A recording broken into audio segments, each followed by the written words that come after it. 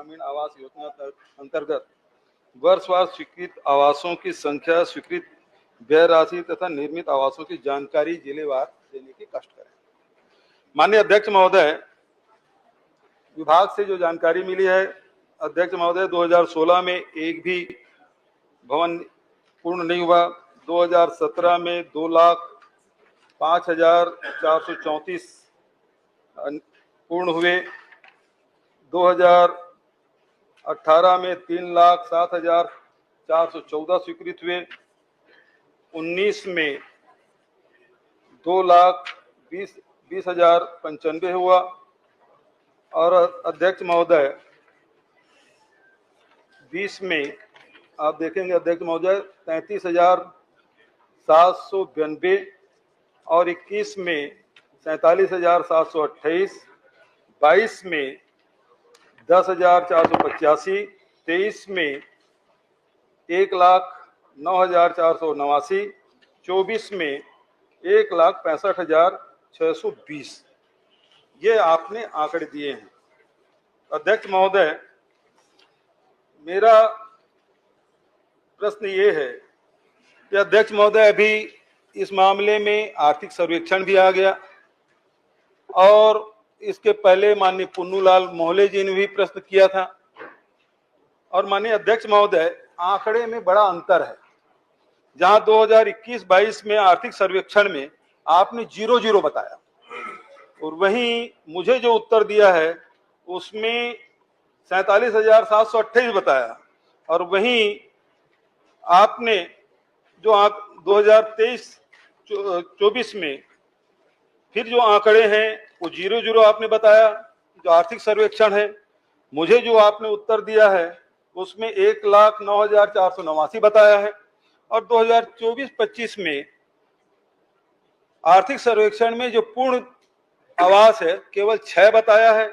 माननीय पुन्नूलाल मोहले जी जो उत्तर आपने दिया है उसमें 13,000 है। भैया 28 तारीख को जो उत्तर आया 13,170 और मुझे जो उत्तर आपने दिया है 1,65,620। ये कौन सा आंकड़े सही है अध्यक्ष महोदय?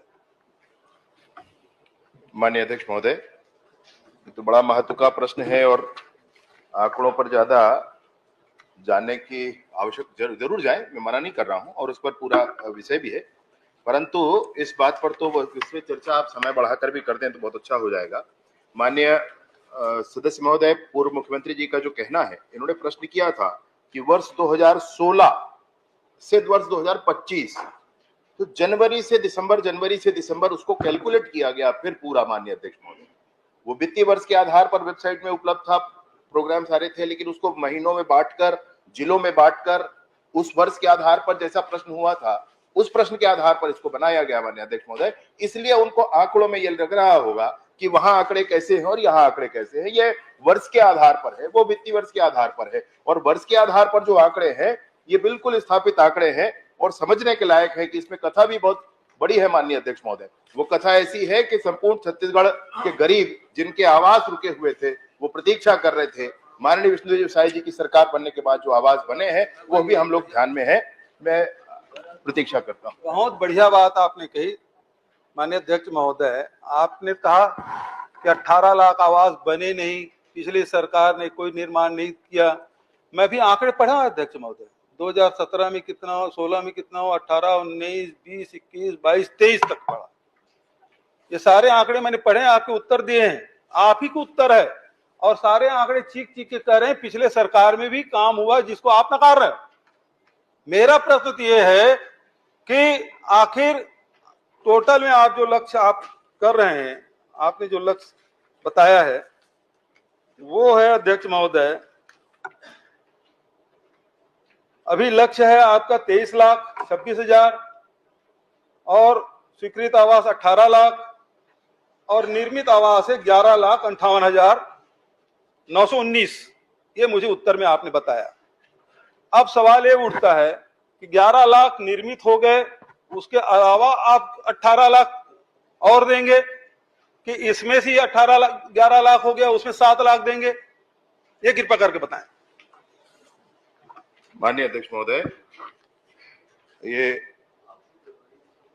एक आंकड़ा है जो ये बता रहा है कि अभी जब नरेंद्र मोदी जी की केंद्र में सरकार बनी और 32,50,000 प्रधानमंत्री आवास स्वीकृत किए गए 17 राज्यों को, और उन 17 राज्यों में 2011 की जो PWL है, परमानेंट वेटिंग लिस्ट है, 16 राज्यों को नहीं देना पड़ा। मैं जो माननीय सदस्य कह रहे हैं, मैं उसी विषय पर कह रहा हूं माननीय अध्यक्ष महोदय, कि हमने काम किया, वो ये बता रहे हैं, तो इसमें स्पष्टता होनी चाहिए कि काम कितना किया और कितने की आवश्यकता थी। मैं ये आपसे कह रहा हूं कि 17 राज्यों को जो सूची दी गई, उसमें से 16 राज्यों को 2011 की सर्वे सूची परमानेंट वेटिंग लिस्ट के आधार पर आवास आवंटन की आवश्यकता नहीं पड़ी माननीय अध्यक्ष महोदय, परंतु छत्तीसगढ़ को 6,99,331 आवास दिए गए। आज माननीय विष्णुदेव साय जी की सरकार में गरीबों को आवास मिला है, इस बात की बड़ी प्रसन्नता है माननीय अध्यक्ष महोदय। परंतु माननीय अध्यक्ष महोदय, जो मैं पूछ रहा हूं उसको बताएं आप। मैं वही कह रहा हूं, वही कह रहे हैं माननीय अध्यक्ष महोदय, मैं वही कह रहा हूं। मेरी बात सुन लीजिए, मेरा निवेदन है, 1 मिनट आप मेरी बात सुन लीजिए। मैं आपको वही कह रहा हूँ, मैं आपको वही कह रहा हूँ, मेरी बात पूरी होने दीजिए। दोनों प्रश्न उत्तर नहीं आ रहे अध्यक्ष महोदय, पूरा जवाब पूरे प्रश्न का उत्तर है माननीय अध्यक्ष महोदय। मेरा पहला प्रश्न था, उत्तर 16 से होगा, आपके हिसाब से नहीं होगा। और जब विधानसभा में पूछा जाता है तो वित्तीय वर्ष से पूछा जाता है, वो आंकड़े आपने एक बार उत्तर आ जाए, उसके बाद जो आपको शंका हो पूछ सकते हैं। समय अध्यक्ष महोदय, नहीं, मैं आप समय बढ़ा दीजिए माननीय अध्यक्ष महोदय, निवेदन है। चलिए आप जवाब आवश्यक है, समय बढ़ाने की मांग कर रहे हैं। दूसरा प्रश्न ले लें, क्योंकि माननीय ट्रेजरी बेंच से ये मांग की जा रही है कि समय बढ़ाया जाए। अभी आप एक मिनट जवाब, समय है हमारे पास, 1 मिनट जवाब करने दीजिए माननीय सदस्य महोदय, माननीय अध्यक्ष समय है, महोदय, आप बैठिए ना। हाँ, पहले जवाब दे दीजिए। मैं आपसे वही कह रहा हूं, कितने की आवश्यकता थी और कितना कहा किया गया है, ये इस बात का प्रमाण है। अभी केंद्र की सरकार ने 8,47,000 आवास दिए हैं माननीय अध्यक्ष महोदय, उसमें से 6,99,331 आवास 2011 की वेटिंग लिस्ट के हैं। उसमें से 17 राज्यों में से 16 राज्यों को नहीं देना पड़ा, सिर्फ छत्तीसगढ़ को देना पड़ा, क्योंकि ये काम बकाया रह गए थे, और ये काम सिर्फ छत्तीसगढ़ में बकाया रह गए थे। कोरोना का काल और ये वो, ऐसी कोई बात नहीं माननीय अध्यक्ष महोदय। उसी समय में झारखंड ने जितने लक्ष्य दिए गए,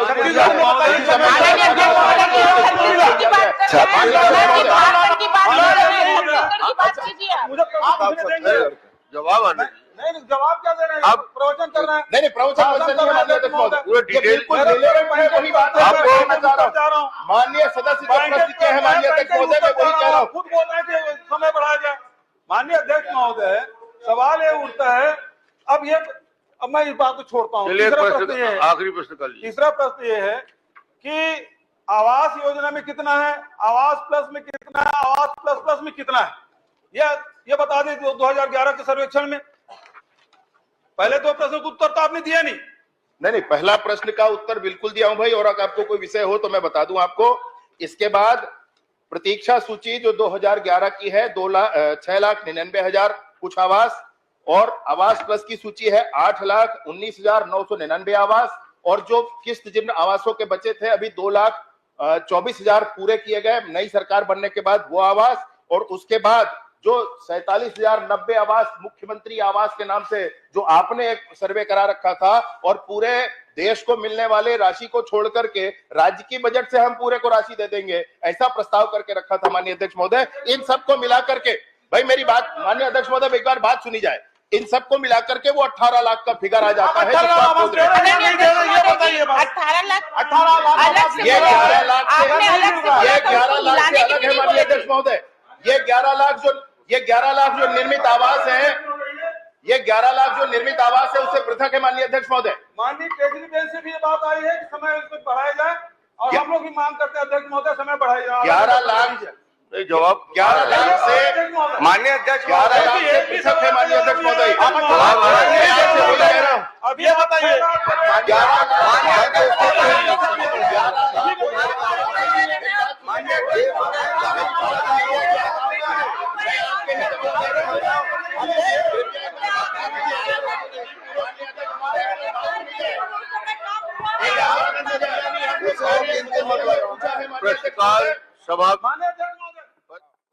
विधानसभा क्षेत्र में सिविल भी है और सामुदायिक स्वास्थ्य केंद्र भी है।